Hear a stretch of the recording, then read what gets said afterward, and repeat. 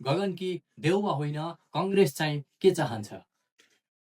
आज कङ्ग्रेसभित्र एउटा प्रश्न चर्किएको छ, गगन कि देउवा।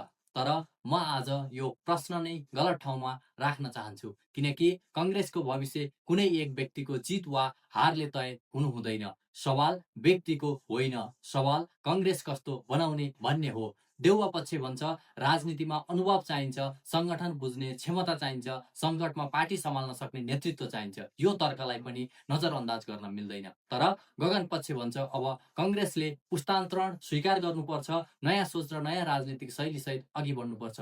यो आवाजलाई पनि दबाएर राख्न सकिँदैन। तर एउटा गम्भीर प्रश्न छ, यदि एउटाले अनुभव बोकेको छ र अर्काले परिवर्तनको आवाज बोकेको छ भने कङ्ग्रेसले यी दुवै बीचको द्वन्द्व मात्र खोज्ने कि दुवैबाट फेरि सिक्ने?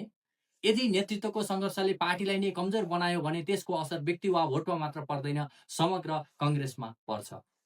त्यसैले बहस गगन कि देउवाबाट अघि बढाएर कङ्ग्रेस कस्तो बनाउने भन्नेमा पुग्न जरुरी छ।